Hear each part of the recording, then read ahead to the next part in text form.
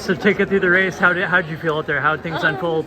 That race was like the most physical race I've been in a while. I can definitely say that. I think like in the first lap, I probably said to myself like, just stay on your feet, maybe like 2 or 3 times. So it was hectic. I thought my big toenail got ripped off and it hurt quite a bit in like the first 200. So anyway, just very happy with how it went. It was a little hectic out there.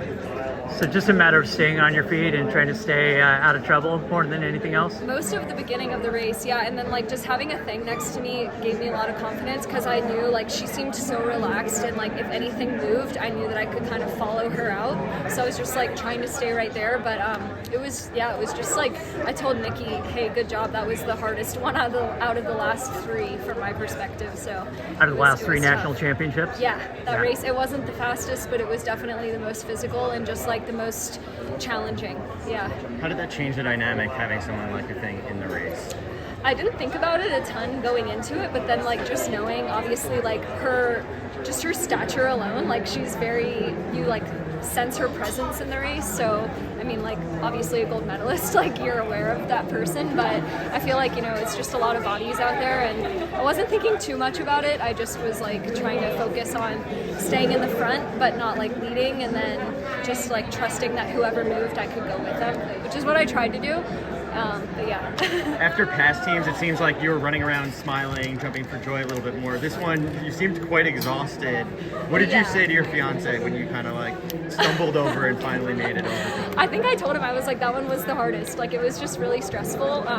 Even like going into the race, I think that this year, like it was a little bit harder to predict how things were going to happen. So I had like spent a little bit more time trying to imagine like, what's this race going to look like? And like I couldn't really predict it, so I feel like that alone, just there were more question marks, and so I think I was just like I feel more relieved today than I did the last couple, which is funny because like I guess the last 2 felt more special in some ways, but this one was just a little bit more nerve-wracking. Like just the race itself, those 4 minutes were just like a little bit more stressful. So what's it like running next to a thing as she runs so far on the outside of lane 1? I think at one point you were able to just make a clean pass on the inside. Yeah, I appreciated that because like I was trying really hard to not be in lane 2, so it was kind of cool to have her like, she wouldn't run beside me, she runs like just ahead, and so I was kind of like on her shoulder but on her inside shoulder, which is a fun place to be during a race because you're like, thanks, you're like really making this feel good for me. So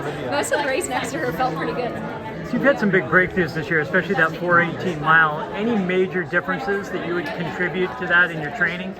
I just know that I'm stronger. I feel like every workout this year has felt like I'm definitely working very hard, but like it's just been a little bit more controlled. And same with races, I think I'm still kind of figuring out how fast I can run. And so I'm like super excited for Worlds this year because I feel like last time it was more of a like hold on for dear life a little bit. And this year it's a little bit more of like, no, I like belong here and I know I can be in the final and like I can race against the best women in the world. And I didn't necessarily feel that confident in that 2 years ago. And last year it was like, wow, I'm here. And this year it's more of a like, I can do this. Like I've raced these women all year and I'm excited because like just doing all the diamond leagues gives you so much more perspective and honestly makes USA's a little bit less intimidating. So carrying that into Budapest. Do you have to kind of change anything now going against the top women in the world in Budapest? You know, world records getting broken and, you know, top times. Do you have to change anything now, either physically, mentally? Incredible. I think mentally I just need to be a little bit more like, I was a little bit stressed this week. Like I really felt like, not necessarily pressure, but like I really know that I can do something, not special, but like I believe how Worlds is going to go. It's going to be better than the last time. So I just knew like, don't mess this up, like get there. And now this time, like going into it, I just need to feel a little bit more like, not like it's going to be easy by any means, but like fight and get in that final and then like really believe in it and give yourself a chance. So that's just more like a mental shift altogether. Yeah. What do you attribute your ability to still be running so well at this point in your career? I mean, you're not someone who started when they were a senior in high school even. You're someone who's been doing it for so long. So how come you're able to have so much success?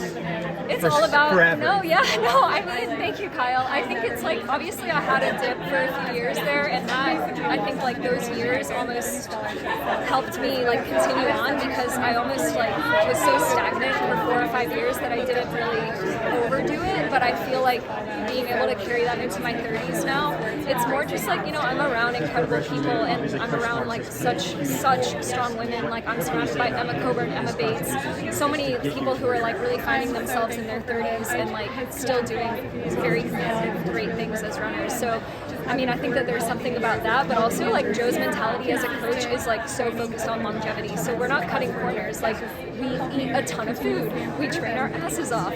We do the right stuff in the gym. I mean, it's just like I get out of bed now and I'm in less pain than I was at age 24. Like when I used to get out of bed, my foot would hurt, and now I'm just like popping up, like feeling good. And sometimes I think I'm like, Joe is a mastermind with like just the right kind of stuff in the gym. It's all about, you know, the little details and like fueling properly and napping every day. Yeah, all that stuff. How much fun is it? Like, is it?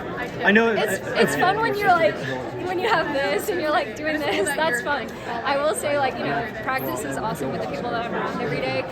We do give a lot. Like there's stuff that's hard to not be a part of. You know, like I watch other things in life that I'm missing out on, but then like making teams honestly makes it all worth it, because that's like really the biggest goal. So yeah, that it's very fun. It's yeah. Congrats.